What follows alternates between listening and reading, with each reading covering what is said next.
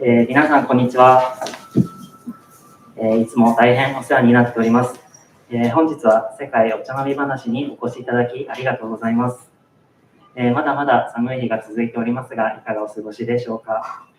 本日は茨城県にまん延防止措置が適用されていることを踏まえ、通常より会場の人数を制限して開催しています。今日の発表の様子は講演後に協会の YouTube チャンネルにアーカイブとして残りますので、会場に来られなかった方はぜひそちらをご覧ください。また引き続き生配信をしておりますので、こちらもよろしくお願いいたします。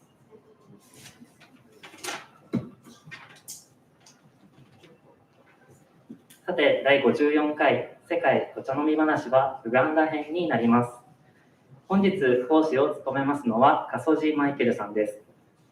マイケルさんは現在筑波大学に在学中で、農業について研究を進めています。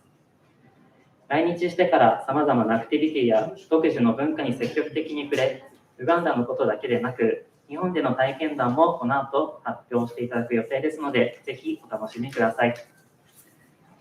そして今回はご覧の通り講演者に通訳がつきます。通訳を務めますのは牧原さんです。本日はよろしくお願いします。講演後には質疑応答の時間がありますので、ぜひ皆さんウガンダのこと、マイケルさんのことについてご質問ください。早速ではありますが発表に移りたいと思います。マイケルさん、準備はよろしいでしょうか。はい、ではよろしくお願いいたします。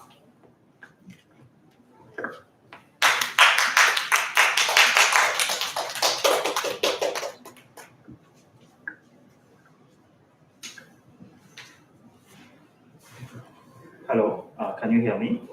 So maybe sometimes if I cannot speak well, I can put on my mask. Is it okay? 聞こえますか？聞こえない時がありましたらぜひ声をかけてください。So today I'll be talking about Uganda, and my name is Kasaz Michael. Nice to meet you all. 今日はウガンダについて発表させていただきます。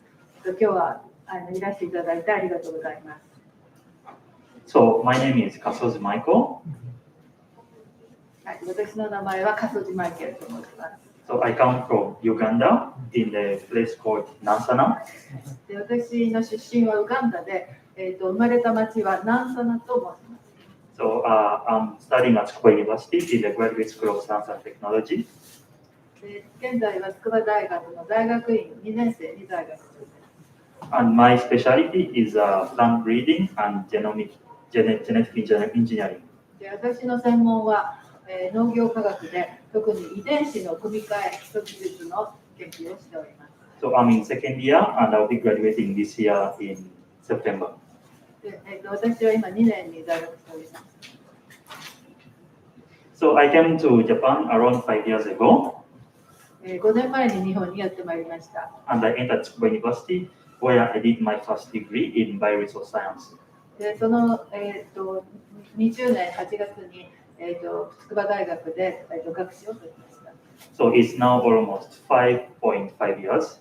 で、大体5年5ヶ月日本に滞在しております。So I'll be graduating this year. That means I'll be in Japan for 6 years. で、6年、日本に滞在することになります。So this is what I do in my free time. This is what I do in my free time. で、今学業のことは申し上げましたが、自由な時間どんな風にしているかお話しさせてください。So I like sports, I like traveling, and I like plants very much. で、スポーツがとても好きで、さらに旅行、そして、植物を育てることがとても好きです。So I've been to some of the parts in Japan, in the north, in the south, east, and west. で、日本の南または西部地区によく旅行いたしました。So like I said, I'm studying agriculture science, so I like plants so much. So in my free time, I like to volunteer with farming activities in Tsukuba. で、私は植物にとても興味がありますし、専門にしておりますので、つくば市の農家に行ってボランティアとしていろいろお手伝いをさせていただいています。So I also like baseball. So when I talk about baseball, people get surprised because it's not a popular sport in Uganda. 野球が私は好きなんですが、ウガンダではあまりポピュラーなスポーツとは言えません。However, before I came to Japan, I learned about baseball through my friends, Japanese friends in Uganda. Before I came to Japan. でなぜ私が野球が好きかというと、日本に来る前に、ウガンダにいる日本のお友達から野球についてとてもいろいろ知識を得ました。So these were Japanese from Ashinaga organizations and also some JICA friends. で私はウガンダで JICA や品川株式会社足長育英会の方々とウガンダで何人か知り合いとなっております。Actually, that's how I came to Japan. I came to Japan through Ashinaga organization. Then I to go to Tsukuba University. So I thank them very much. で私はその足長教育委員会からにスポンサーをお願いして筑波大学を卒業いたしましたので、とても感謝をしております。So I'll introduce myself in Luganda language. はい、で私の自己紹介をルガンダの言葉でちょっとやってみますのでお聞きください。So when I say my name, we usually say Amanyaga Ngenze Kasoji Maiko. で私の名前はカソジマイケルです。And then if I'm to say my country, I say Mva Uganda. で私はウガンダ出身です。And then if I'm to speak about my school, I say in Someraku, Tsukuba University. で私は筑波大学で勉強しています。And then finally, when I'm closing the speech, I say Nsanyise Okubalaba, which means nice to meet you all. お会いできてとても嬉しいです。So when I came to Japan, there are so many things I found interesting. で日本に来てとても興味深いなと思ったことをいくつかお話しさせてください。And this difference helped me to learn the culture very much. で私は文化の違いということにとても興味を持っております。So for example, this is very, very much was a bit surprising to me and almost shocking. で特にすごく驚いてとてもちょっとショックだったことなんですけど。So in Japan, there is onsen culture.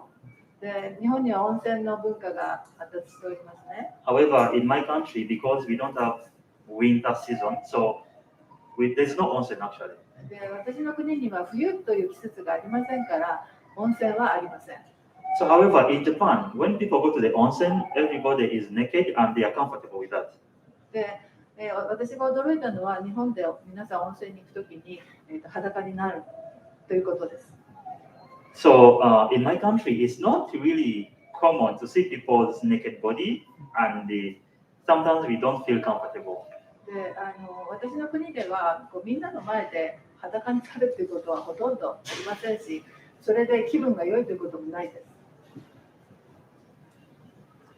So, however, not only the old people, however, when I went to the onsen for the first time, I saw the young children coming to the onsen or with their fathers, and it seems to be very comfortable that time.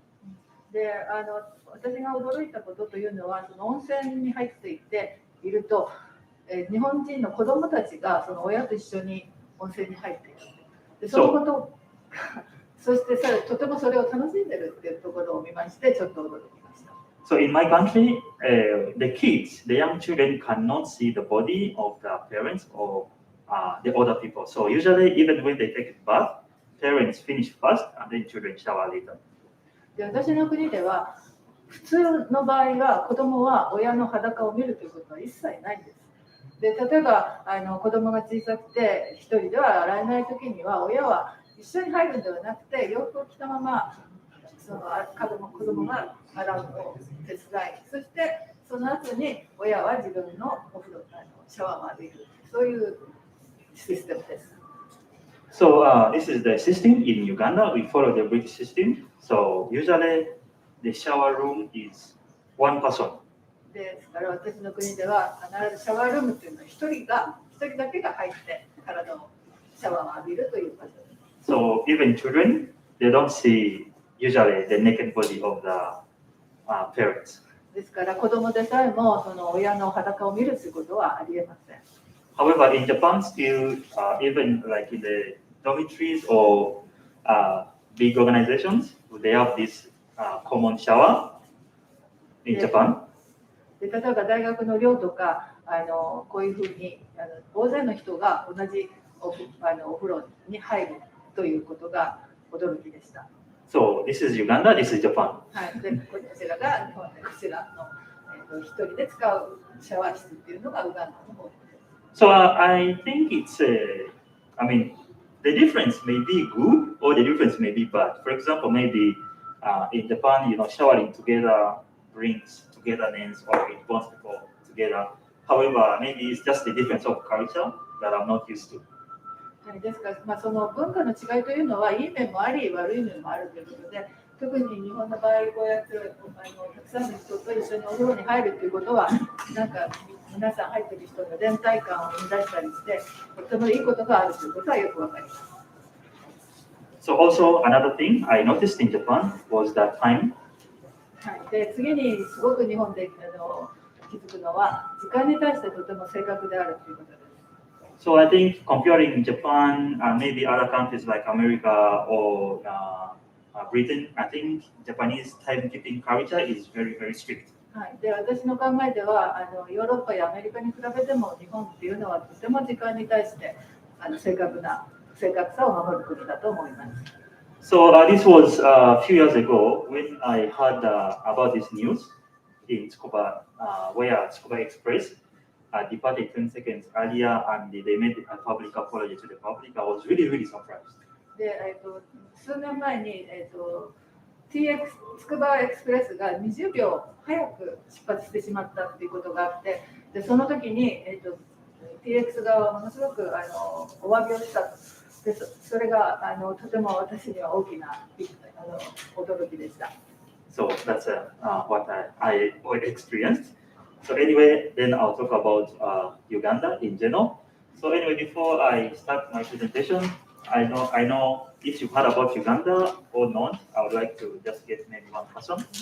で一応私の自己紹介的なことの部分は終わりまして、次にウガンダのことをお話ししたいんですけど、その前に、皆様がどのぐらいウガンダについて知ってらっしゃるか、ちょっと私からお聞きしたいんですけど、よろしいでしょうか。So you know about Uganda? どなたかウガンダについて知ってる方、挙手していただけますか。Okay. どんなこと知ってますか。私知ってました。I lived in Uganda. Oh really? It was 2000.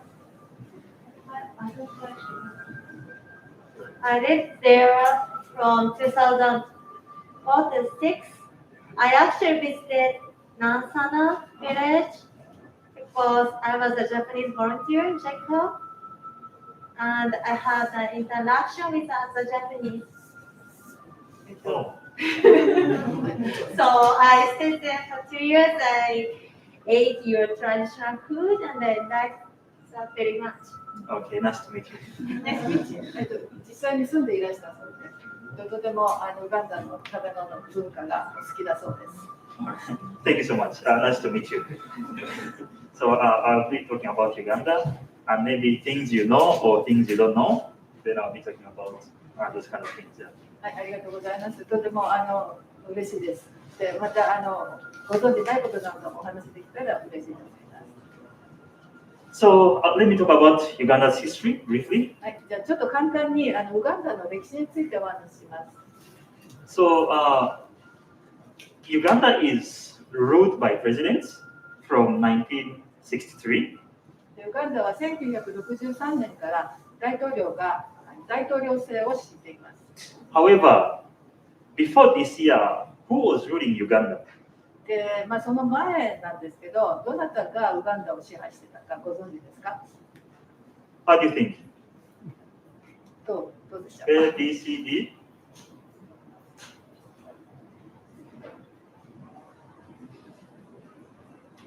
どなたからですか。B? She's saying B. So B is this guy, この方です。 but not B. でも違います。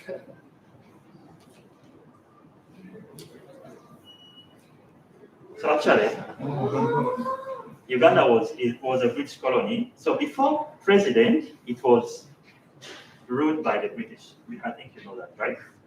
大統領制を敷く前は、イギリス領だったので、イギリスに支配されていました。So before 1963, she was the leader of Uganda by the time. 1963年以前は、エリザベス女王がウガンダの支配者でした。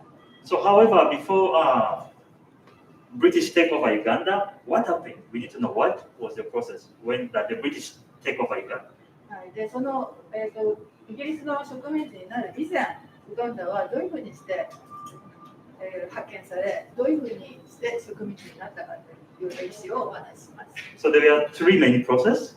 で主に3つの時代を区切ってお話しすることができ So ます。 the first process was the explorer. で最初はその探検家がウガンダという国を発見するっていう時代です。So the explorer, these are people coming from Britain or coming from the West to go to Africa to know what is Africa, what is Uganda. So these are the first group of people to come to Uganda. はい、初めはイギリスとかまたはその他ヨーロッパの諸国からアフリカってどこなんだろう、アフリカってどんな国なんだろうって、そういう興味を抱いて、そこを実際に探検に来るっていう人たちが何人かいました。So the next group was the missionaries. で、その次の時代というのは宗教的な伝道者がウガンダに入ってきて。So because the British wanted to establish their rule in Uganda, so they needed to teach Ugandans how to read or to write and also to believe in Christianity. でまずその伝道の時代というのは、イギリスはやはりウガンダという国を支配するために、まずウガンダの人たちを教育したり、それからその宗教、神についての教育もしたいということで、まず伝道者を送ってきました。So finally, after teaching the people about reading and writing, then finally the colonizers, the colonialists, another group come to Uganda. でその一応、公というか、外側から見ると、そのウガンダの人たちを教育するということをしてで、そのウガンダの人たちがある程度教育され、そしてキリスト教というものも少しずつ取り入れてきた、そういう時代になって、イギリスはウガンダを植民地化しようとして植民地にしたという。So let me talk about the first explorer. で最初の探検家の時代っていうのをちょっとお話しします。So these are people coming from the West and then, of course, sailing on the ocean, then go from the North Africa down to East Africa. でそのヨーロッパ方面から航海によって北アフリカから東西アフリカの方に探検が進んできました。So this is a very famous person in the African history, of course, also in the European history. It's called John Huntington Speke. でその頃の時代最も有名な探検家の名前がジョン・ハニング・スピークという人です。So he was the first person to reach Uganda. で初めてウガンダに到達した人です。So after reaching the Mediterranean Sea, he used a boat, sometimes walking, sometimes a donkey, and then as far as Uganda. でまずその地中海から入って、このナイル川沿いにボートを使ったり歩いたり、またはそのロバに乗ったりして、このウガンダの、ビクトリア湖まで到達しました。So as you can see, he was following the river Nile. でそのナイル川をたどって到達しました。And then if you read about the history, they say he's the person who discovered the source of the river Nile. でどんな歴史書にもとても有名ですが、彼がナイル川の源流を見つけた人だと言われています。But you think it's right? 本当だと思いますか？ Because he's just a European who first came to Uganda to see where the river Nile was starting. But of course, the Ugandan people already knew that there was a starting river going up, right? So actually, in the real sense, he's not the one who discovered the river Nile. It was already there, and the Ugandan people knew, of course. でもちろんそのナイル川の源流そのウガンダの人たちはもちろんその前に知っていましたけれども、ヨーロッパから来た人で初めてそこを見つけた人ということになっています。So after of course, this is also another question with you. We know River Nile is very, very important in Africa and also in the world because it's the longest river, right? でナイル川というのは世界で最も長い川ですけれども、そしてウガンダにとっても重要な位置にある川ですが、どのぐらい長いかご存知ですか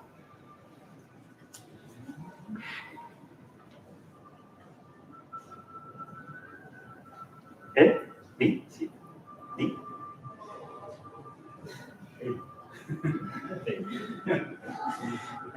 It's not so long, but it's just a C. A はちょっと長すぎます。答えは C です。So after the explorers come, they go back to Europe, they report to the Queen, and then another group come, the missionaries.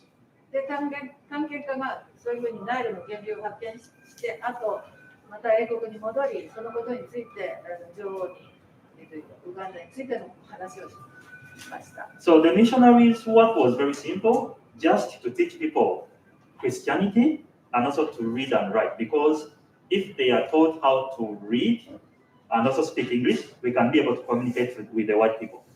で、そういう最初の探検家が英国に一度戻り、そのウガンダの話をしたことによって、その後現れたのが伝統の時代で、まずウガンダの人たちを教育し、英語を教え、そして英語でコミュニケーションができるように、そのウガンダの人たちをまず教育しようということで伝統の時代に入りました。So, however, there was a big problem.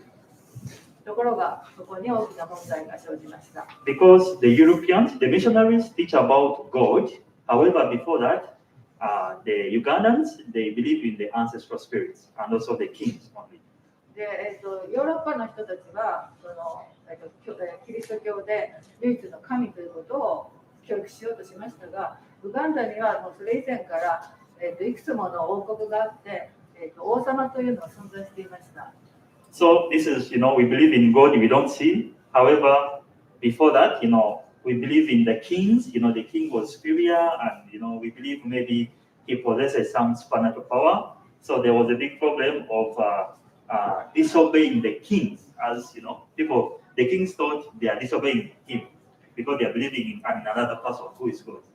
ですから、そのキリスト教の教えが来る前に、すでにウガンダには、尊敬する王というのがすでに存在していたんですが、そこにさらにキリスト教が入ってきたわけで、そこにいくつかの問題、矛盾が生まれてきました。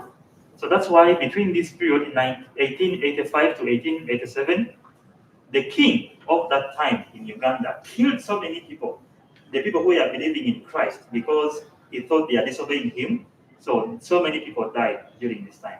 でこの1885年から1887年の間に、自分に従わない人々、キリスト教を信じる人たちを王は嫌って殺すっていうことがすごく行われました。So that's why we have this Uganda Martyrs Day on 3rd June. We remember the Christians who died during that time. でその後、後になってから、6月の3日はそういうような時代に、殺されたキリスト教の殉教者たちの日ということに定められています。So after the many wars with the Christians and also the kings, many people got divided.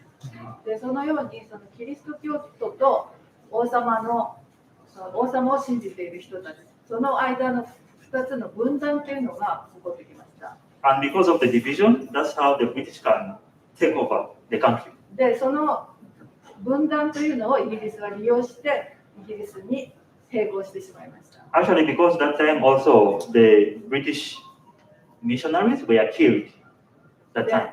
でその時にはその、イギリスから来た伝道者というのも同時に殺されるという事件も起きました。So, in order to calm the situation, the British took over the country. でそのようにいろいろな意味で混乱が起きているのを利用してイギリスはウガンダを併合するという結果になりました。So that's the period the colonialists came to Uganda. でその植民地の時代がやってきました。So anyway, can you imagine how long did the British rule Uganda? でまた皆様の問題ですが、何年ぐらい英国はウガンダを支配していたと思いますか？ A, B, C, D.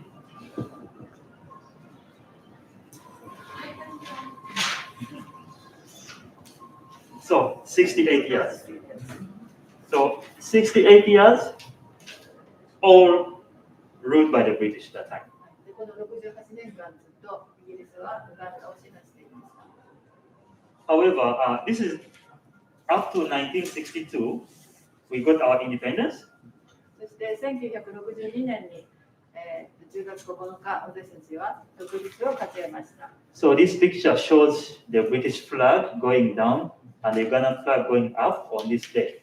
でこの日に、この写真でイギリスの旗が下ろされ、ウガンダの旗が上に、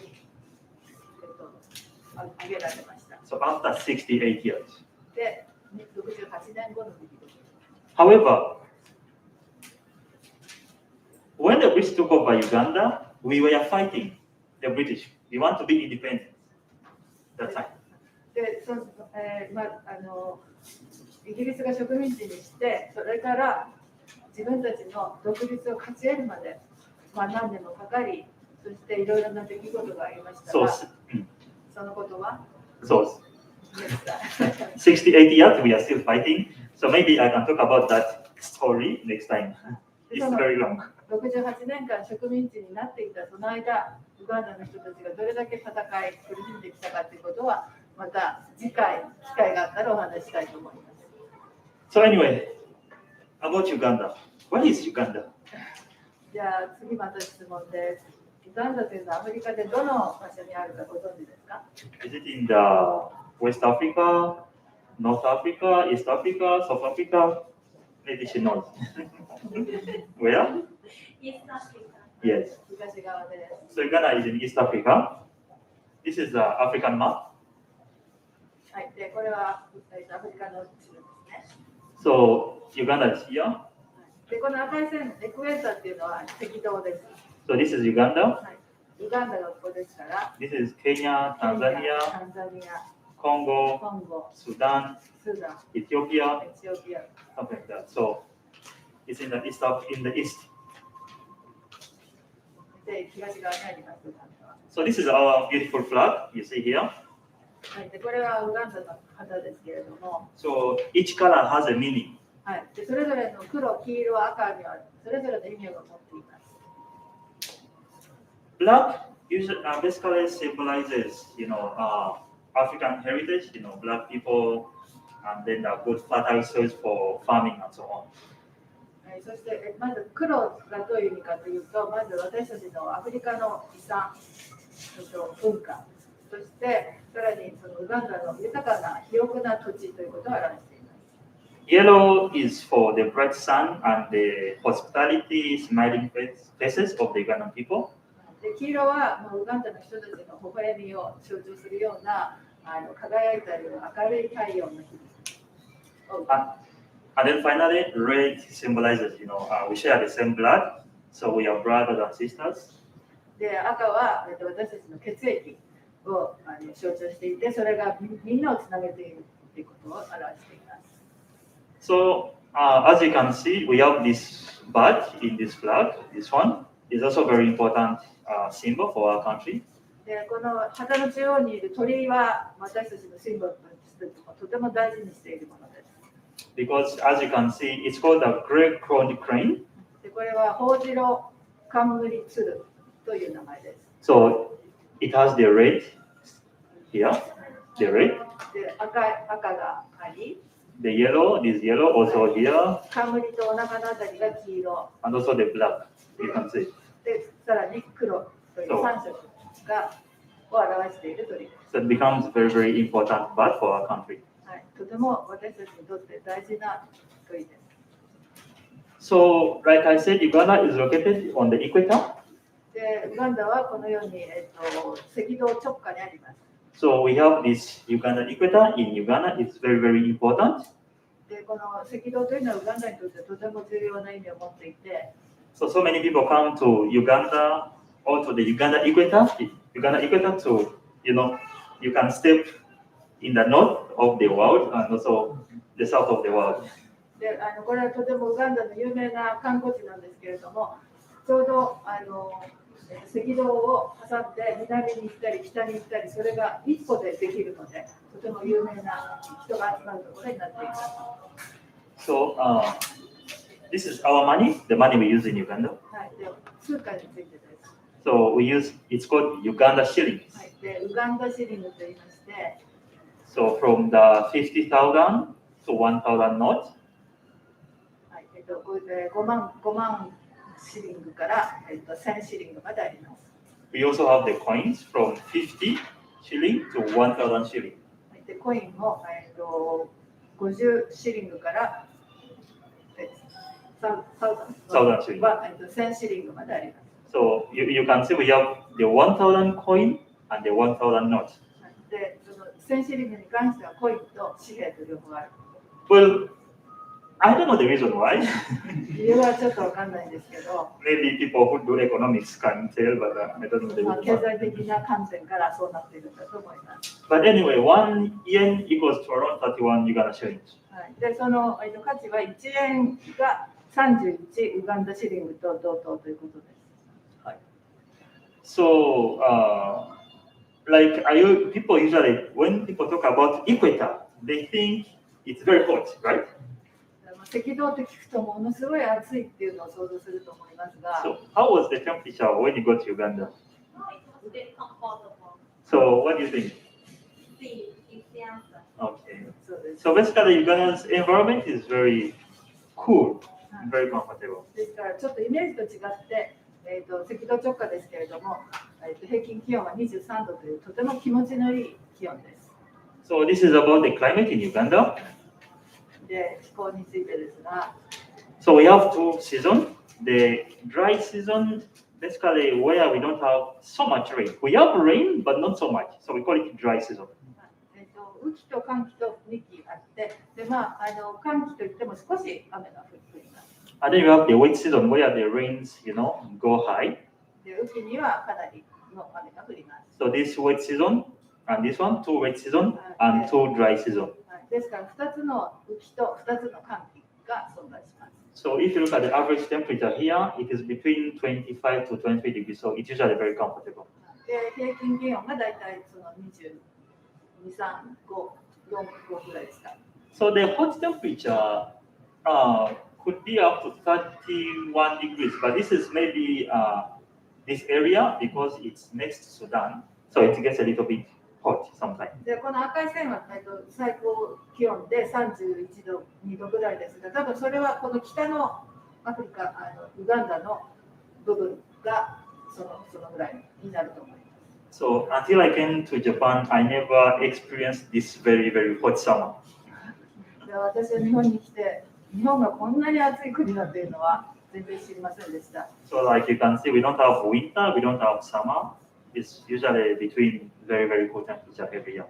ですからウガンダは冬も夏もなくて本当に1年を通じてとても気持ちのいい気候だという。 So this is Uganda. This is the global temperature. で、これは世界全体の気候ですけれども、ウガンダは So if you can see Uganda here is right here, right? 薄いベージュからちょっと濃い薄いオレンジぐらいのところ So people always mistaken or misinterpret between Africa and different countries of Africa. ですから私たちはアフリカっていう一つのものすごい暑い国と思ってますが、アフリカには本当にいろんな部分がある。 For example, if you see here, maybe South Africa is very cold actually. で、例えばその南アフリカなんていうのは本当に寒いところです。 So here is very hot because of the what? Because of the desert, Sahara desert. で、この北の方はサハラ砂漠といって砂漠のおかげでとても気温が高く。 So that's why it's very hot, but not so hot like also Japan summer. でも東京の夏ほどは暑くないそうです。 So actually, because of the cool temperature, the fertile soil and the rainfall, Uganda has a lot of nature. はい、で、そういうとても温和な気候、そして雨も結構ある。で、気持ちの良い土地柄ということで、さまざまな動物が生育しています。 So many birds, so many snakes, so many animals. That's why if you go to like a Ugandan map, you can see this kind of, where you can find, for example, elephants, where you can find gorillas, lions, and so on. はい、ですからその温和な気候ゆえに、さまざまな動物、ヘビ、what did you say? The lions. いろいろなさまざまな動物などがいます。So because of there's so much nature in Uganda, that's why Uganda is the only country in Africa called the Pearl of Africa. でこのようないい環境でたくさんの動物が生育しているということで、アフリカの真珠と言われています。真珠ぐらいとても素敵な大事なものだ。So actually, tourism in Uganda is very, very big industry.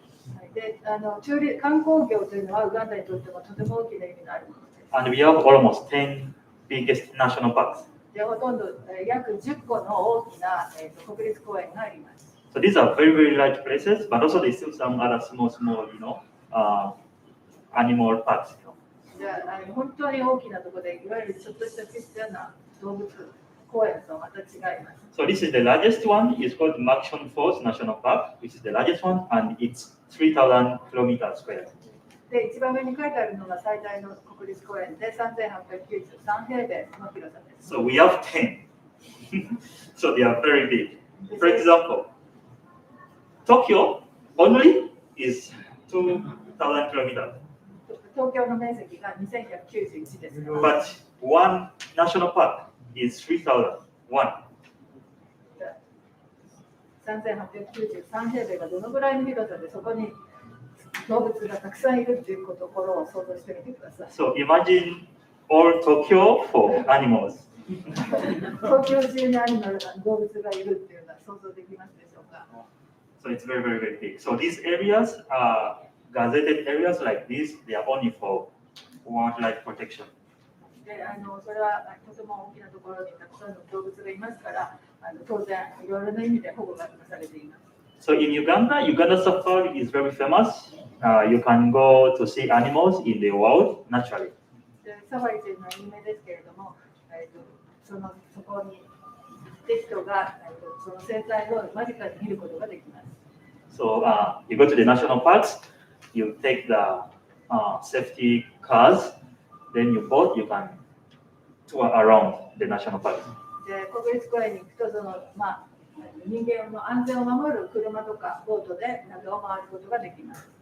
So like I said, it's 3,000 kilometers, so you cannot walk.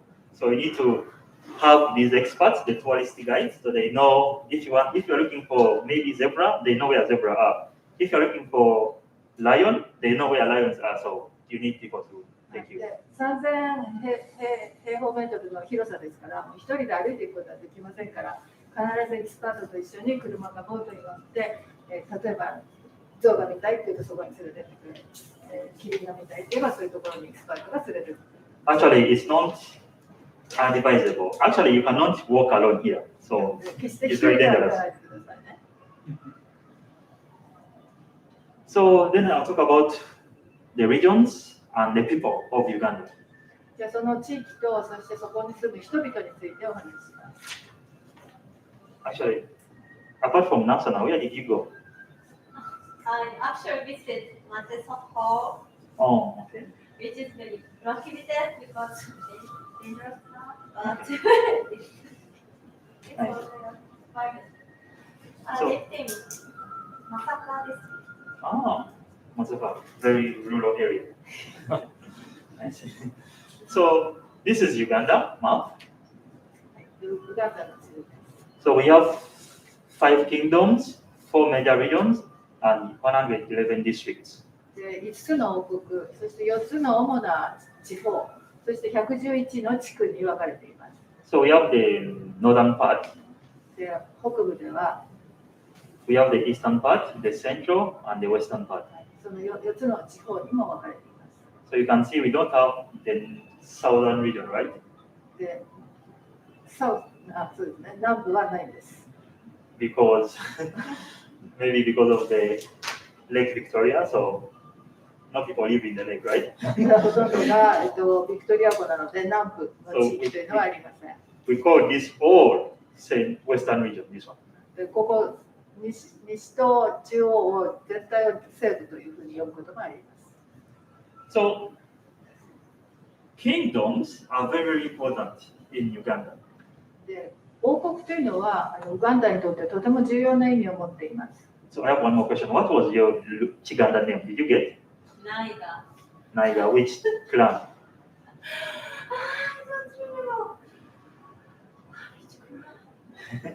So anyway, when people say their name in Uganda, we know where they come from.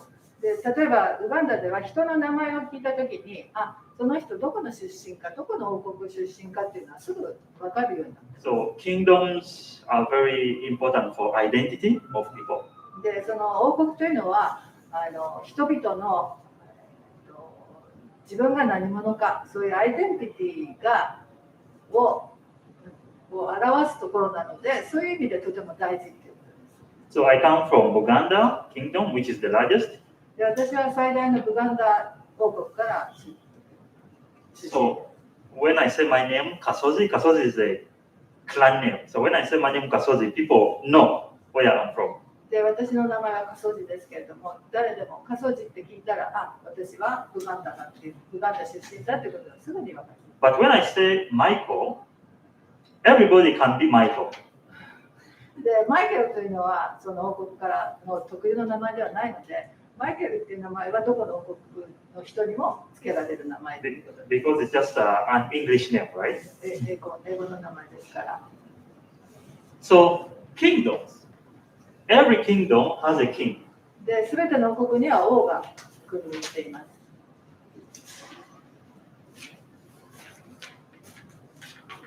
So like this. So we have 5 kingdoms. That means we have 5 kings. で、5つ王国があるということは、5人の王が存在しているということです。So these kings, they are just cultural leaders. They are cultural leaders.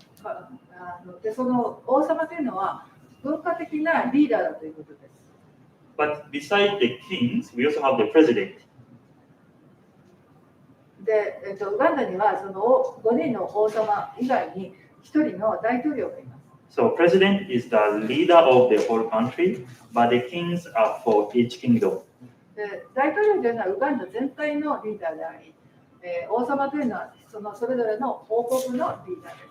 So this is our president, Museveni. で、私たちの今の大統領はムセベニという方ですが、So this is a picture where our president is greeting the king. で、これはムセベニ大統領がウガンダの王と握手している。So usually the kings are not political at all. で、一般的には、王様というのは政治的ではない。They are not political. 王様はその政治には関係しません。They are just cultural leaders and they take care of their kingdoms only. で、その単にっていうか、王様というのはその文化的なその王国のリーダーという意味で、政治的な意味は全くないで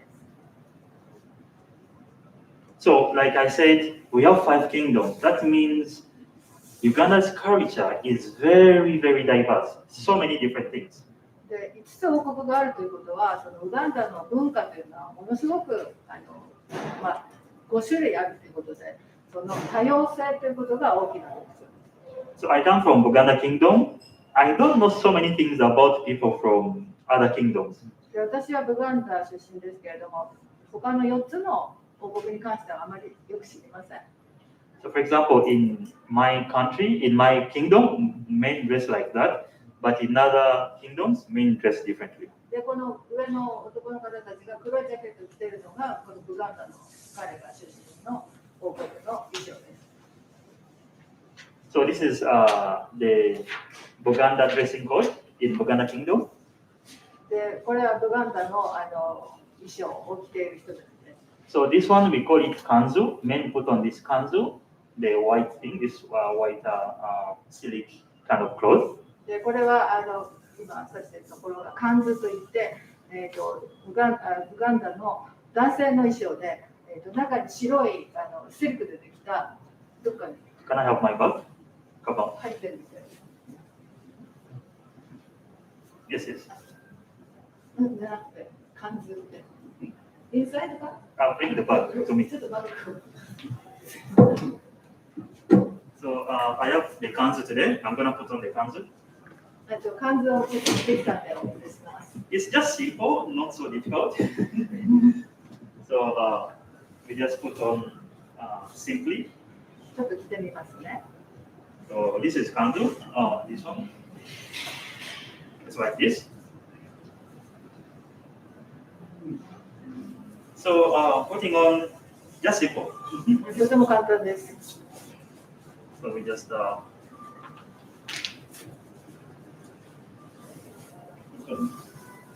like this, and then you put on any different jacket you want. この上にいろんなジャケットを。So something like this. So I'm now different. So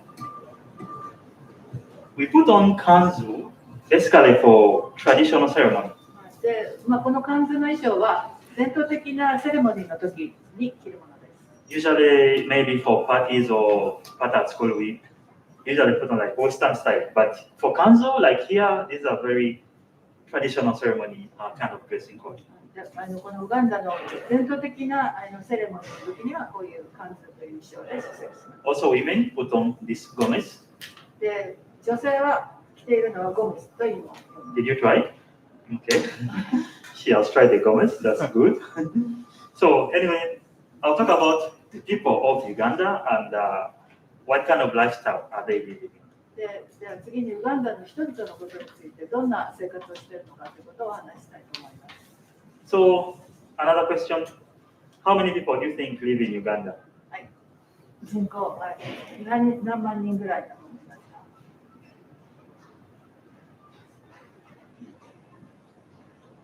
See? Right. Exactly. We are almost 47 million people. はい、答えは C です。 So Uganda's population is very, very unique population. 非常にウガンダの人口ってちょっとユニークです。 Maybe it's opposite from Japan. ちょっと日本とは逆ですね。 Because Uganda's population is increasing very, very fast. ものすごい速さ、増加率です。 So we are now 47 million people. 今は4700万人ですが、 But in 2050, we shall be times 2, double. 2050年には1億になると倍になると思われています。 Because Ugandan population increases at 3.3% every year. はい、毎年の、上昇率は 3.3%。 So every year, over 1 million children are added, are born. 毎年120万人の子供、赤ちゃんが増えているということです。 So that's why over 75% of the Ugandans, they are very young. ですから人口の 75% は非常に若くて30歳以下。 So there are so many people like my age. We are so many below 30 years. 私のぐらいの人がものすごくいっぱいいる。 That's why Uganda is among the youngest population in the world. そんなわけで世界で一番若い国だと言われています。 However, like you could see, the population is increasing very fast and we have so many young people. That means if we are to manage our country very well, we can have a very big economy. でどういう意味かというと、それだけ若い人が多いということは、うまく国を治めれば、それだけものすごい良い結果が得られる。 However, maybe our political system is not really nice. Like I said, our president, he has been ruling Uganda for 35 years and is now old guy, right? So there are so many movements, there are so many protests to put him down. ですから、それからも分かるように、今の大統領、ムセベニ大統領はもう35年間も一人がずっと同じ仕事をしていますので、彼はもう年を取ってきていますので、若い人たちからいろんな批判や変革を求める、そういう動きがたくさん出ています。So we need young leaders who can make decisions for the young people like です we. からね、次の選挙で、どうしても若いリーダーが欲しいというふうに望まれています。So anyway, people in Uganda speak quite so many languages. Like you can see, we have so many kingdoms, and each kingdom has different clans. So language is so diverse also. でさらにウガンダの言語についてはもう王国が5つの王国があり、それが56の部族に分かれ、さらにクランに分かれているので、本当に言語については多様性が見られます。So local languages, just local languages, they are over 45, just local languages. で45の地方の言葉があります。So because Buganda Kingdom is the biggest, so most people speak Luganda. Luganda is from Buganda Kingdom. So it's Luganda and Swahili, they are the most spoken. でこのブガンダが一番大きな王国ですけれども、そこでは、ウガンダに L がついてルガンダでウガンダ語だそうです。ウガンダ語とスワヒリ語が多く話されています。So why people speak Swahili? Because Tanzania is here and Kenya is here. So people moving from Uganda to Kenya or Kenya to Uganda, Tanzania to Uganda, so they mix and then learn Swahili. なぜスワヒリ語が話されているかというと、このウガンダの周りの国、タンザニアとかケニアとか、そういう国ではスワヒリ語が主に話されていて、そこからの人の出入りとか、その結果、ウガンダでもスワヒリ語が話されているということです。So in the kingdoms, they have clans, and these clans have different symbols. で、それぞれの王国の中にはさらにクランっていうのにグループが分かれてるんですけれども、そのそれぞれのクランにはそれぞれのシンボルというものがあります。So I come from Buganda, and my clan is in Gali. So で、私はブガンダ出身です。で、このkind of deer。Ko, it's a kind of deer, yeah, kind of deer. なんか鹿の種類らしいんですけど、コブという名前のこの鹿がシンボルになっています。So when I say my name, Kasozi, people know my kingdom, and then they know my clan. で、私がカソジって名乗ると、私の王国、その名前によってどこの王国かということも分かり、さらにこのシンボルであるクランというのも、その名前から、すぐ分かってしまう。So there are so many symbols of the clans. When you say your clan, people know the symbol. So there are quite around 50 something clans. で、クランによってそれぞれのシンボルがあって、50くらいのシンボルを見ることができます。So this is a lion. ライオン。Usually the Buganda king is from the lion. The Buganda king. ブガンダの王はシンボルがライオン。Buganda king. ブガンダの王が、シンボルはライオン。So because the lion is very strong, so the king is like from the lion kingdom, lion clan. はい、とても強いというシンボルが好んでいる。So some have the heart as their. 人間の心臓です。This is like a kind of mushroom. キノコです。And this is a mouse. And this is also another animal. So there are very many. However, some people say the reason why they create these symbols long time ago. で、人々はどうしてこんなシンボルを作り出すんだろうかっていう。Why mushroom?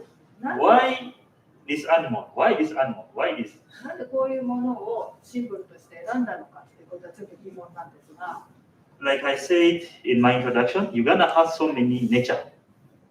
最初に申し上げたように、ウガンダには本当にさまざまな自然が残っています。So many animals, so many plants, so many, nature. So, if I'm from this kingdom, if I'm from this clan, people in this clan cannot eat this.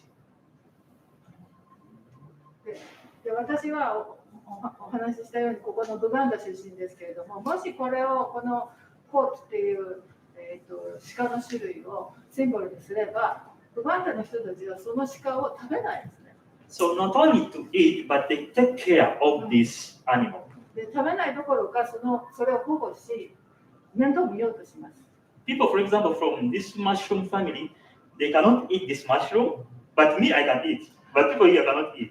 で、例えばマッシュルームにしても、それをシンボルにすれば、人々はそれを食べないし、それを保護して育成しようとします。So people in this clan, they take care of the mushroom very much. でマッシュルームをシンボルにすると彼らはマッシュルームをとても保護して大事にします。So that's why we are able to conserve the nature. で、そうやって私たちは自然を保護していくことができるわけです。We cannot kill, we take care. We cannot kill, we take care. People from this area, they take care. That's why, we keep the animals and so on in a conserved nature. でそれぞれの、クランがそれぞれのシンボルとしたもの、それを大事に、殺したりしないで大事にしていくっていうこと。それで全体的にはウガンダ全体の自然を大事にしていくっていう結果になる。So that's the theory behind the clans. それがそのクランという、部族のというのに分けられているっていうその影の理由ですね。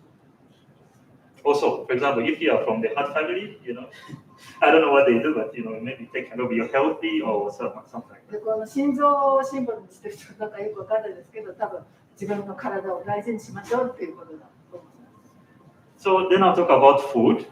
じゃあ次、食べ物についてです。I hope you've heard about Banana Republic. バナナリパブリック聞いたことありますか？ So Uganda is called Banana Republic. You know why? どうしてだか知ってますか？ Actually, when I came to Japan, I heard that most banana come from Philippines, right? 私が来た時はなんかバナナはほとんどフィリピンから来てたらしいんですけど、そうですか？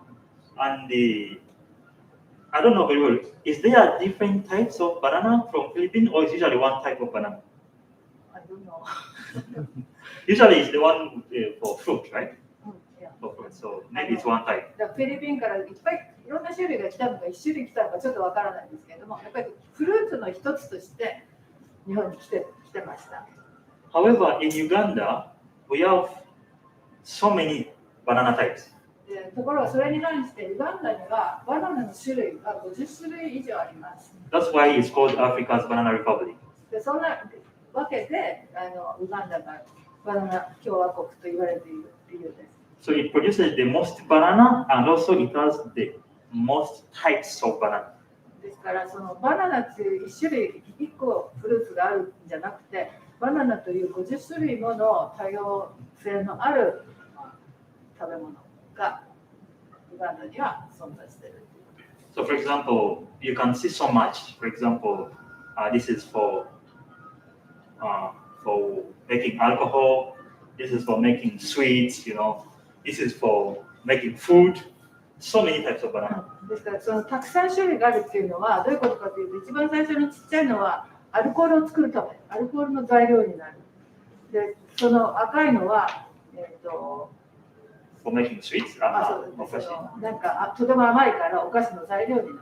で例えば一番向こうのグリーンのバナナはこれは全く甘くないそうでなんか食べ物食料にする。So we have what we call Uganda waraji and it's made from banana. It's very, very nice. バナナというのは本当にウガンダにとって大きな意味があります。So this banana, when we cook it, we call it matoke. でバナナを料理するっていうのはマトケ料理っていうんですけれども、この部分が So this is matoke, バ banana. ナナで作ったものです。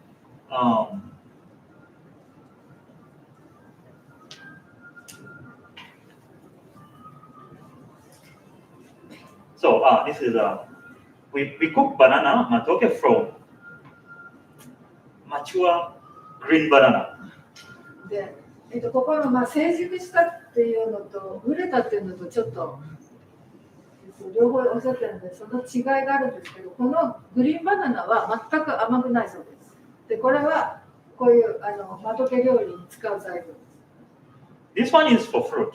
でこの黄色い方はやっぱり熟したんですけれども、これはとても甘くて私たちがいわゆる普通にフルーツとして食べてるバナナ。So that's why if you look at this banana matoke dish, somebody may think it's sweet, but it's not sweet. でバナナ料理っていうとなんかすごい甘い感じがしますけど、この全く甘くないグリーンバナナを材料にして作ってるので全く甘くなくておかずっていうかご飯だそうです。So this is how we make banana料理。でどうやってマトケ料理を作るかっていうと、 So like I said, we make from green banana. でグリーンバナナの皮を剥いて、and then we put in the saucepan with the green banana leaves. でバナナの葉っぱで中を覆った中にその剥いたバナナを入れて、 So it becomes like this. This is banana inside, and then here is a banana leaves. でそれをお鍋に入れて蒸します。So we steam using heat, and then after it's ready, actually it becomes yellow. で蒸した後に葉っぱを取り除いてできたのがその黄色くなっているマトウケ料理です。 So this is smashed after being smashed. で例えばそれをそのままじゃなくてマッシュしてたマトウケ料理もあります。 So you can say from here to here, it's not sweet, right? でここで使っているグリーンバナナは全く甘くないという。I don't know how I can call this taste. でどんな味かってちょっとお話ししたらいいかよくわかんないんで I す don't know. が。What's the taste of rice? It's like kind of rice. No taste. So that's banana. Banana also like that. なんかご飯みたいにこう味がないっていうかそんな感じだそうです。 So, and also I'll talk about one more thing. でもう一つお話ししたいのは、 So in case you are afraid of insects, please cover your ちょっと eyes. 気持ち悪かったら目を覆ってください。 So we have also insect foods in Uganda that are seasonal.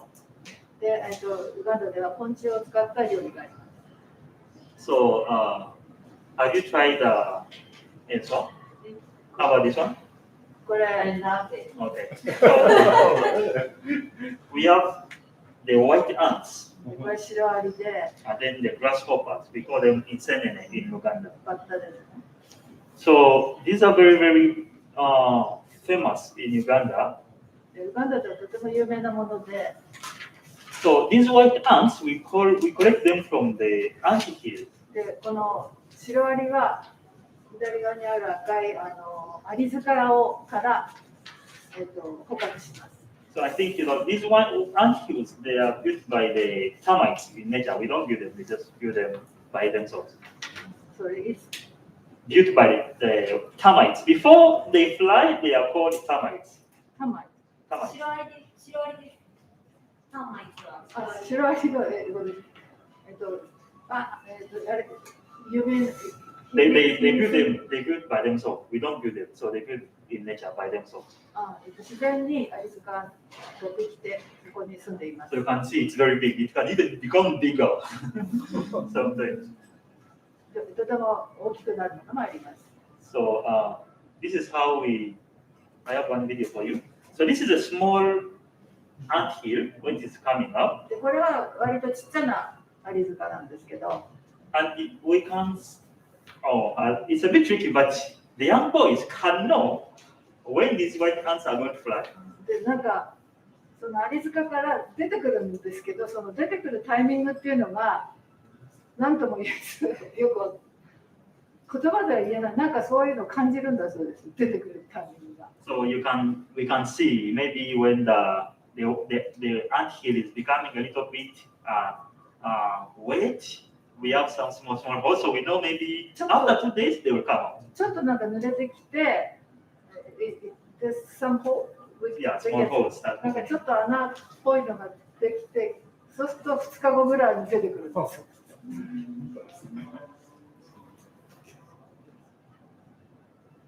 So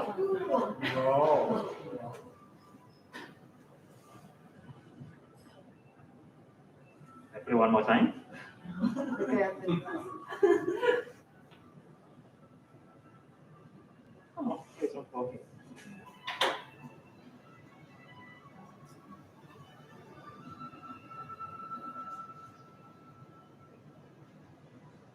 So you can see these people are eating directly. These ones 直 are 接こう collected. 口に入れて食べてる人もいますし、 So these are white ants. これがシロアリ。 So with the grasshoppers, で、バッタについてですが、 so usually from October to around December when the rain season starts. で10月から12月ぐらいにかけて収穫できます。 So during that time, people put up like very bright lights. で、その時期になるとこうやって明るい蛍光電球をつけます。 So these grasshopper, they fly towards light and then they are collected in these drums. You can see here. で、そのバッタはそういう光に、すごく明るい光に集まってきますので、それをキャッチ。So there is still, we don't know where they come from, right? で Because そのバッタがどこからやってくるのかっていうのは分かんないです。some people say they come from Kenya, maybe Tanzania, and then because that time Uganda is starting to rain, you know, the vegetation is very green, so they come to eat the grass. Some ち people ょ say っ like と that. どこからってはっきり言えませんが、ケニアとかタンザニアから飛んできて、ウガンダがちょっと雨で少しウェットになってくると現れます。So, but for us, during that time, we just put up the lights and then the drums, and they will come in the night. そういう時期になると夜明るい電気をつけると自然に集まってきて捕まえることができるそうです。So that's about the grasshopper. So usually during that time in the market, you can see this is grasshopper season. So much grasshopper everywhere. はい、で、そのバッタの時期になると、市場ではたくさんのバッタが売られています。On the streets, and they are very, very highly nutritious. で、非常に栄養価が高いプロテインもたくさん含んでいます。You wanna try grasshoppers? 食べてみたいですか？ So anyway, I'll stop my presentation here. Thank you so much for your attention. どうもご清聴ありがとうございます。So Webareño means thank you so much in Uganda. はい、ありがとうございました。ウガンダに行ったことがあるという方がいましたね。どれくらいいたんですか？2年ほど。すごいですね。結構長い間いたんですね。そうですね。最初にあった温泉や電車のお話も面白かったですね。つくばエクスプレスで20秒早く行って余ったっていう話は皆さん知ってましたか？僕はちょっと初めて聞いたんですけど、いや、なかなか日本もすごい文化だなと感じました。でも逆に電車が遅れている時って遅れ5分とか遅れ7分とかそういったのが分かるっていうのも日本でいい一面だと思います。あとはそうですね、私たちが普段過ごしていて当たり前に、感じることが外国人の方からすると驚くような文化っていうことが皆さんも分かったんじゃないかと思います。はい、ありがとうございました。ではこれより質疑応答に移りたいと思います。会場にいる皆様でご質問がある方は挙手をお願いいたします。ご質問がある方いらっしゃいますでしょうか。はい。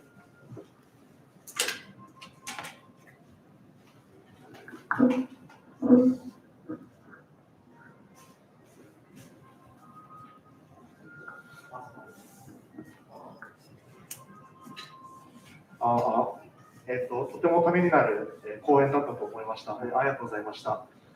質問の方なんですけど、日本の文化でウガンダにも取り入れたいものがあればぜひ教えてください。Which kind of Japanese culture you want to take into your country?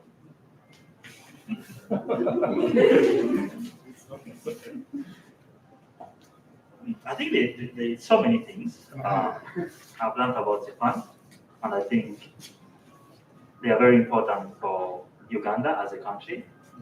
So first of all, timekeeping is very, very important. たくさんあるんですけど、まず一番目にその時間に正確だって。Well, I think why Japan is moving very fast is because they respect time and they do things as planned. それは日本の人たちというのは時間をそうやって大事にするからこそ早く動けるっていう。So I think time is major factor for development. I'm sorry to say that maybe Africa, why many countries are not developing, maybe we don't value time so much, but I don't want to say that, but I think time is very important factor for development. And that's why a country like Japan that respects time is also developing very fast. ですからその時間を守るということは国の発展にすごく重要なことだと思う。And also another thing I think I can really want my country to copy from Japan is the cleanliness. 清潔さですね、次に。So when I go to Tokyo, it's very, very clean. で東京に行ってみたらものすごく清潔だったので。And it's clean not because people are, taking up the gomi every day, because people's mentality to keep the place clean is kind of a habit, so they don't throw away. だからそのゴミを収集するのがうまいとかそういうことではなくて、もっとこう人間性としてもともと清潔さを好む、そういうことを感じます。That's something I think would be very, very important for my country. それが私の国にはとても大事なことだと思っています。Thank you. There are also some things I don't want to take to Uganda もっと他にもたくさん持ってきたのがあります。 from Japan. Can I talk about one? ちょっと一ついいですか？ Okay, not in the bad way, but technology is very good, right? But maybe in Japan, people, they are into so much technology, even in the society. For example, when you go on the streets or when you go to the train, people just focus on their smartphone. So they don't even know on their smartphone. Smartphone. So sometimes they don't even know who's sitting next to the neighbor. So of course we need technology, but sometimes I don't like that aspect. 確かにご存知のように日本は技術的にすごくレベルが高いですけれども、例えば私が電車に乗ってると他の人たちはみんなスマートフォンに集中していると、なんかそういう姿からちょっとあまりにもそういうテクノロジーにつきすぎてるっていうか、そこに集中しすぎてるんじゃないかっていう気はします。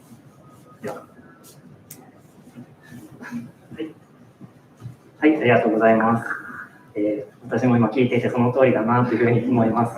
自分も友達とレストランとか行っても気づいたらみんながスマートフォンに座って各自各々のアプリをやってるとかそういうのがありますね。でも誰もそれが嫌とかはないですよね。話したい時に話していじってみたいなものをしてますけど、今の小さい子を見てると外でみんなで遊ぶってよりは任天堂スイッチとかオンラインで交流してるのがあるっていうのは、便利ですけどちょっと寂しいところもやはりありますので、でそうですね、今ちょっと聞いていて私からも質問なんですけど、So is it okay to ask you? Yes. So as I know, I'm in charge of this event. That I heard many speakers that it's difficult to adjust Japanese time. So for you, is it hard? What do you mean adjusting to? Like in Japan, so let's gather at 4 p.m. So Japanese people go there like before 10 minutes or like that. So for you, is it hard to adjust Japanese time? I don't think it's hard for me to adjust Japanese time because before coming to Japan, I lived with the Japanese people, and I learned even before coming. So maybe to me it was a different story. Maybe some people do take it as a difficult thing, but I think if you go to a country and then like Japan, which is very strict on time, I think it's very easy to move along with that. In my case, before I came to Japan, I was living with the Ashinaga people in Uganda. So for over 5 years, I changed my mind even before coming. So it has not been a big problem. Okay, thank you so much. So, 今日本の時間とても厳しいっていうふうにお話があったと思うんですけど、そういったのって結構今何個も講演を聞いてると日本の時間の厳しさっていうのはなかなか慣れないっていうのをよく聞くんですね。で、マイケルさん日本の文化っていうのをすごく分かっていまして、とてもそういうふうに合わせるのが、そこまで難しくなかったっていう話でした。よく僕が逆に外国に行った時に友達と会う時に3時に集合ねって言うと3時に家出るとかって向こうの人は言ってどういうことなんだろう、1時間ぐらい待っちゃうのみたいな、そういう経験ってあるので、やはり行ったところのそこは言ったでしょうじゃなくて、そういった文化に合わせるってことは必要なことかもしれませんね。はい、ありがとうございました。では他にご質問ある方いらっしゃいますでしょうか。はい。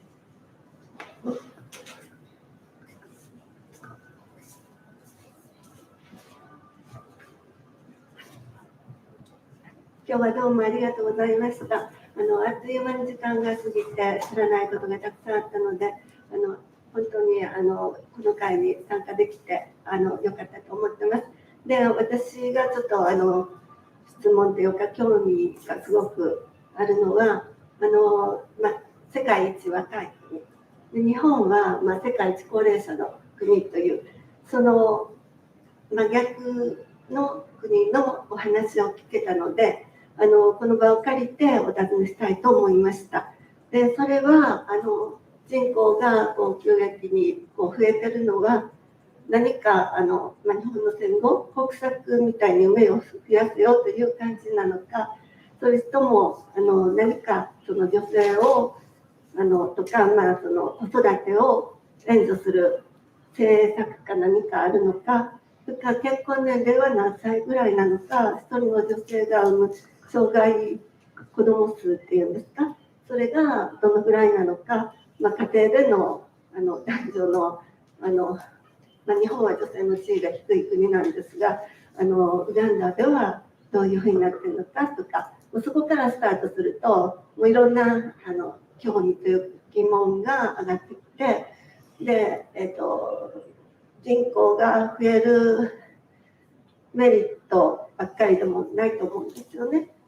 急激に増えた人口を養っていくっていう、食べさせていくのにどういうふうなことがなされているのかとか、教育はどうなっているのかとか、ちょっと広がっていくんですけど、時間とかも他の方もいらっしゃると思うので、女性の問題に限ってちょっとお聞きしたいなと思いました。よろしくお願いします。First, you understand? Can you use the mic? As you know, Japan and Uganda is completely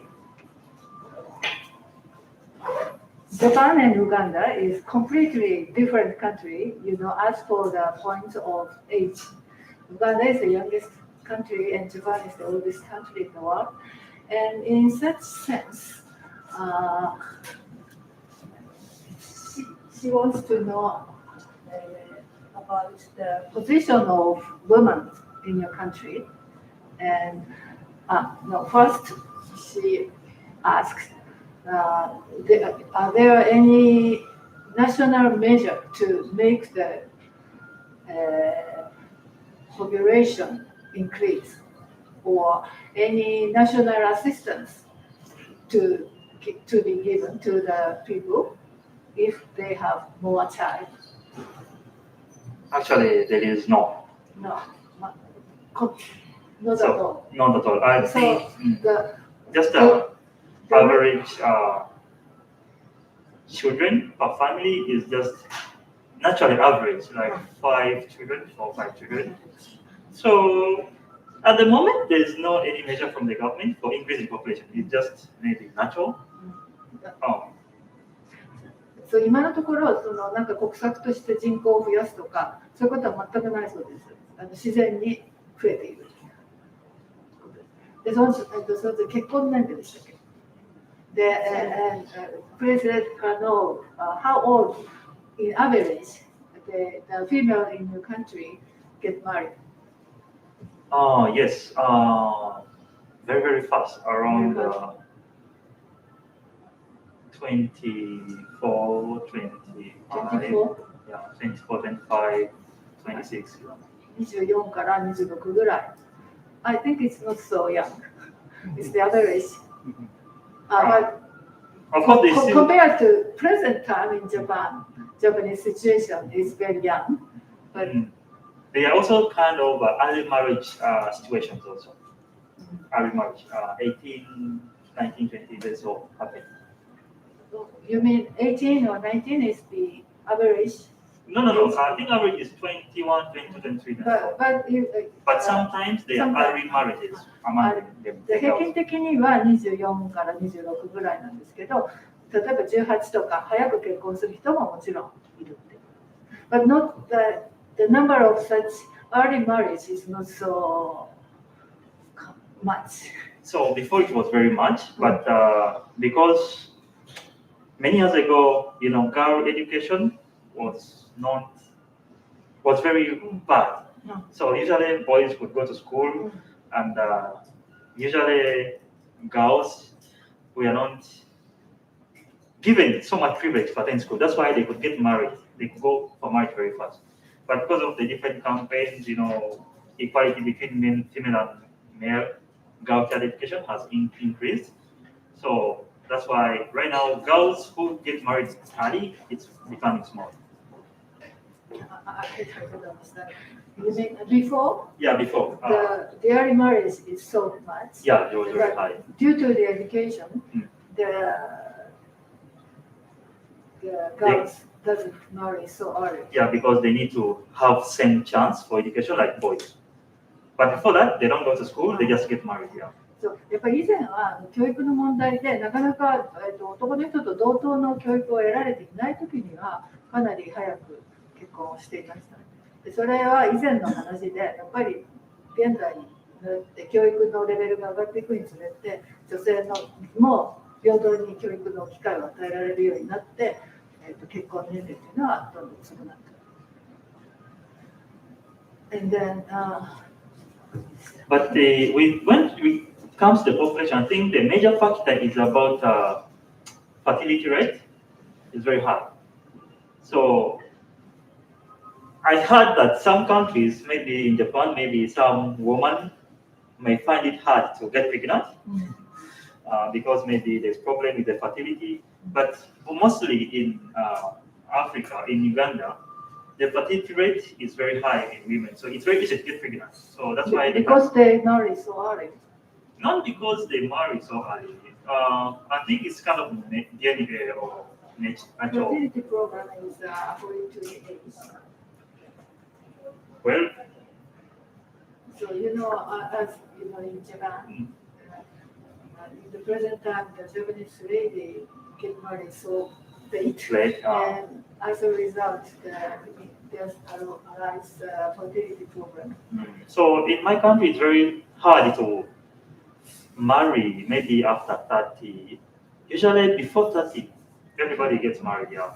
ですからなんか結婚の時期によって、妊娠することが難しくなってくるっていうそういう問題も出てくるので、だいたい30前には結婚する。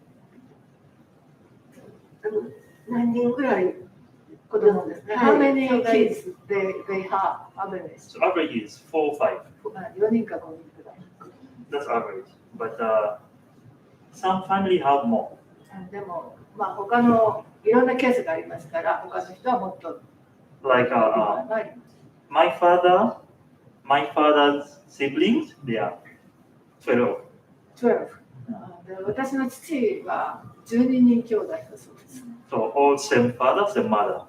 その一つ同じ両親から12人子供が生まれている。So there's still also 7, 8, 9, 10. 7人から9人とかそういうのが平均的な時代もあった。Yeah, but basically average is 4, 5. Me and my siblings, we are 5. So it's very. で、彼は5人、Yes. 5人兄弟だそうですから、彼の世代になってやはりそのぐらいが平均になってきた。日本は少子化で困ってるんですよ。少子化でね。あなたが日本人を見て少子化の対策としてどうしたらいいかっていうのを感じます。少子化対策。日本人に対してどんな少子化対策を進めますか？ In this present situation, Japan suffer from less kids. So, what do you think about that? Do you have any good plan to solve such problem? Well, I think it depends on culture of the country and how the site is living. Because, I mean, maybe Japanese women, they are working so hard, and also there is a little difference when it comes to socializing, maybe. For example, maybe it's very hard to find a girlfriend or a boyfriend in Japan, but in Africa, it's so easy, right? So the like people's relationship, social life, if it can improve, it can make things work. やっぱり文化の違いが多いんじゃないかと。で、日本よりずっと男女が交わうことがずっと簡単だと。I think But you said it's easy socializing. in Africa it's very easy. In my country it's easy to socialize. It's easy. Please tell us in detail. Well, in details, for example, when I'm on the train or no, on the bus, I can talk to everybody. Right? So if I can talk to people, I can know so many people. I think in Japan, I don't want to say people are so independent, but people don't mind other people's business. You mind your own business. So if you mind your own business, it's very hard to make friends. It's very hard to make friends. Also, making children, we need to find the lover and then you get married. So if you don't mind other people's business, it's very hard for you to find a girlfriend, to find a wife, because people are not so into, I mean, the social life is a bit interesting in the way that people are a bit separated. I don't know how to say that, but it's very hard to make friends, very hard to make girlfriend or boyfriend. 例えばアフリカマイケルの国では、例えばバスに乗ったら、そのバスに乗ってる人誰とでも自由に喋ってしまう。そういう感じが日本の人はとてもよく働いてけど、ちょっと自分のことばっかりに気を使ってて、気が周りに気がいかない。で、その結果友達を作れない。で、男女が知り合えない。So, like I said, it all depends on how the society is working. で、そういう感じで社会が動いていくので、その結果でしょうか。And also, maybe young boys in Uganda, they have so much time to explore so many things. You know, to go to party or to try so many things, you know. But maybe in Japan, there's not that chance. You know?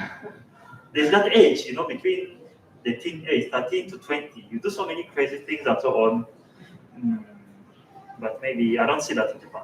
People are focusing on studying. The Japanese people are very focused on Study. the status in the society. Yes, yes. Study. Not for looking for the girlfriends. Yeah, I think so.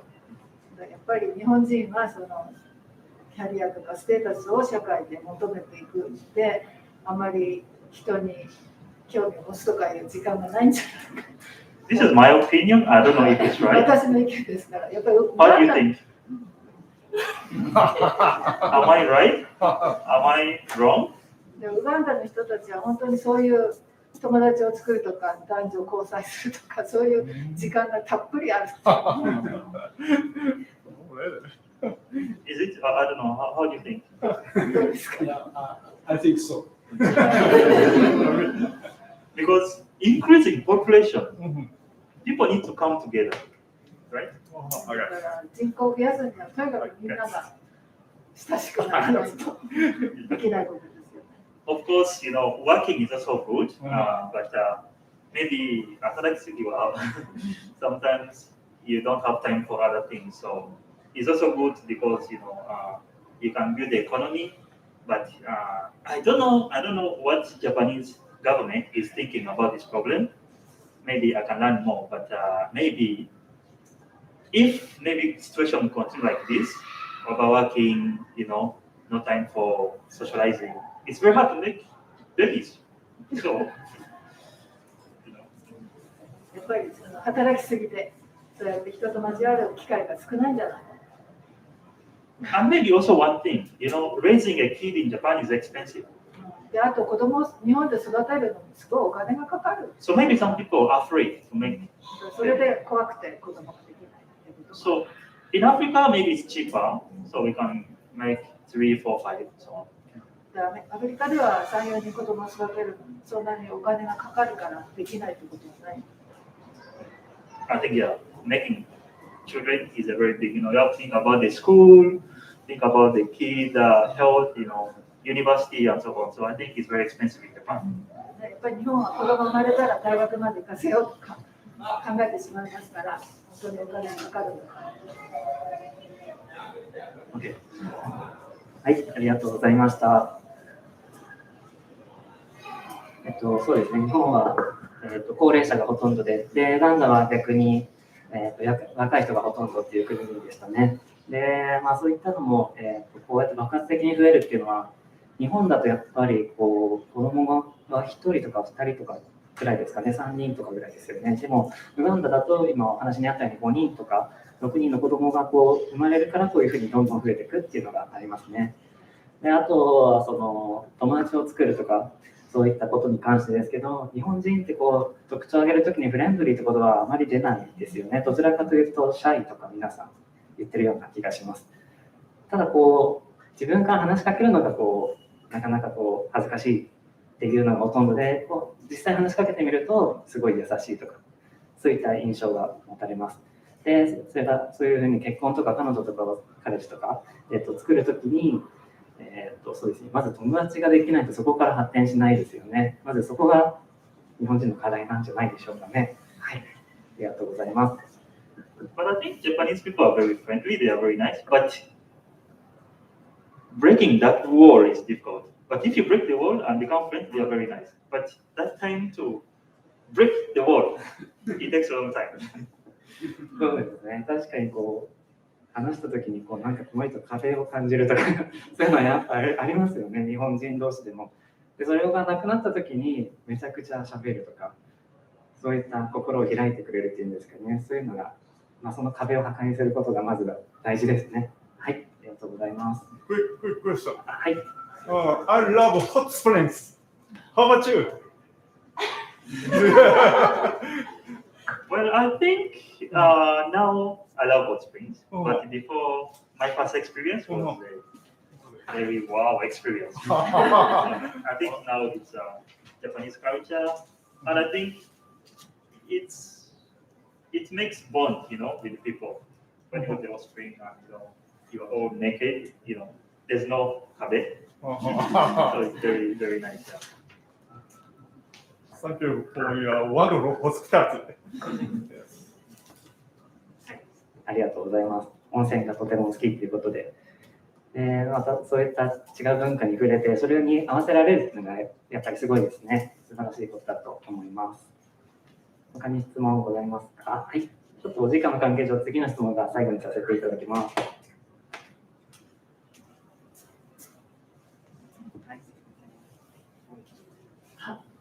もしもし、とても楽しく聞きました。今度のウガンダの大統領が若い人かなとかね、やっぱり興味を持ってこれからもウガンダのことを見られる。質問なんですけれども、衣装というか、それがすごく素敵なんですけど、おしゃれなんですけど、それはウガンダで買ってきたんですか？で、ウガンダの人みんなおしゃれで、そのカラフルな洋服着てるんですか？そうですね、はい。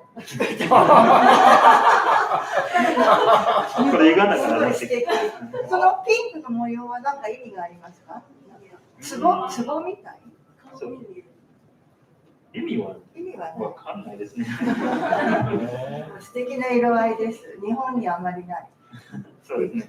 ウガンダはいつもこんな感じ。ありがとうございます。はい、ありがとうございました。そうですね、今分かったと思うんですけど、マイケルさん、日本語が喋れますね。日本語とても上手です。でも今回は皆さんと英語で発表したいということだったので、このような形を取らせていただきました。はい。では、お時間になりましたので、これにて終了とさせていただきます。最初にマイケルさんからウガンダについて知っていますかとありましたが、普段私たちが生活していて、ウガンダというのはなかなか、耳に入ってこないかと思います。ご覧いただいた発表の通り、かなりの量のスライドを作成していただいて、ウガンダについて皆さんも詳しく知ることができたかと思います。マイケルさんは大学での研究でお忙しいところ、講演の準備を進めてくださいました。マイケルさん、そして通訳の牧原さん、本日はありがとうございました。皆様、盛大な拍手をお願いいたします。はい。